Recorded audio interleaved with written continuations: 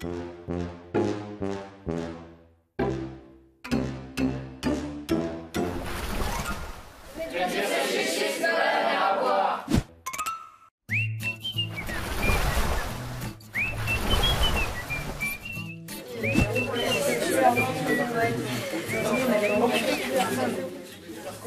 Raphaël, tu tries le plastique pour qu'il soit recyclé? Moi oui, toi? Ouais, et puis en plus, est-ce que tu bois l'eau du robinet? Bah bien évidemment, ça revient beaucoup moins cher de boire l'eau du robinet que de boire de l'eau en bouteille pendant un an qui te coûtera 220 €, alors que l'eau du robinet ne te coûtera que 2 €. Ah oui, quand même. Et tu savais que l'eau du robinet, ça polluait beaucoup moins, tout simplement parce que ça produisait pas de déchets plastiques. Et aussi, tu savais qu'un Européen, ça produisait 66 kilos de déchets plastiques par an.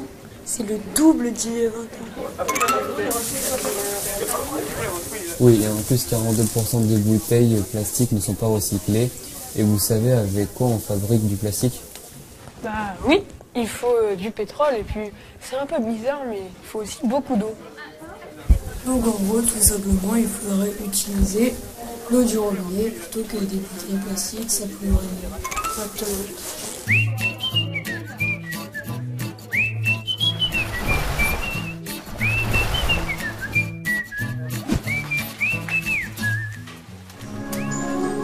Voilà, on a terminé, vous pouvez ranger vos affaires.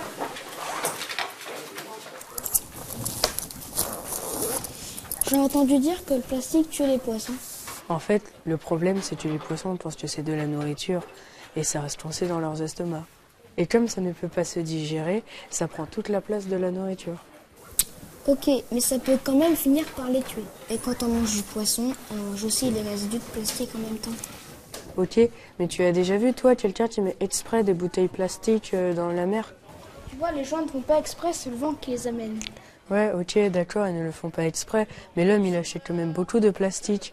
Et même en les mettant à la poubelle, ils finissent quand même par aller dans la mer parce que ça se renverse. Et sinon, toi, tu crois que si on laisse une bouteille dans la nature, elle va disparaître? Oui et non, parce qu'on ne la voit plus, mais il reste des sortes de poussières de plastique, là, qui finissent dans l'eau et dans l'air. Oui, tu as raison, le plastique ne disparaît jamais. Mais du coup, ça veut dire que nous aussi, on peut avaler ou respirer des microplastiques. Il n'y a pas que les poissons. Et toi, t'en penses quoi de l'eau du robinet? Parce que j'entends tout le temps dire qu'elle est pas bonne. N'importe quoi, c'est la même eau qu'en bouteille, qu'elle vienne des nappes phréatiques ou d'une source.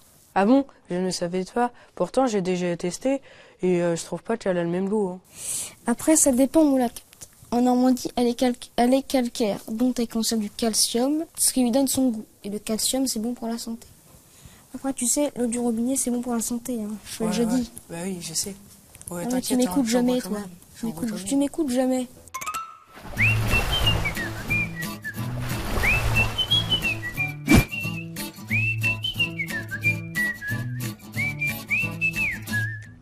C'est bon, l'exercice est fini. Vous avez 5 minutes pour aller boire. Oh non, ma bouteille s'est encore percée. Je vais devoir la changer. Mais pourquoi t'as pas utilisé ta gourde de 6e? Ah oui, pas bête, faudrait que j'y pense. En plus, ça pollue moins, car je pourrais l'utiliser tous les jours. Bah oui, puis au moins c'est évite d'en acheter, comme ça fait des économies. Et si tout le monde fait pareil, il y aurait moins de déchets plastiques. Breaking news. Comme nous l'avons vu, la gourde peut être utilisée en sport. Mais au quotidien, elle peut servir aussi dans d'autres situations. Oui, exactement, dans la vie de tous les jours.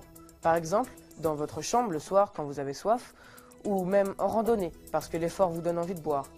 Ou alors aussi dans la cour parce que parfois on a soif mais on n'a rien pour boire. Mais ça peut être en vacances, à la plage ou un pique-nique par exemple. Et en plus, l'avantage c'est que vous pouvez l'aromatiser à votre goût avec votre sirop préféré par exemple. Merci pour votre écoute. Pensez à utiliser vos gourdes. Et surtout, prenez-en soin. Pensez à les rincer tous les jours. C'est très important. Réduire ses déchets, c'est pas la mer à boire.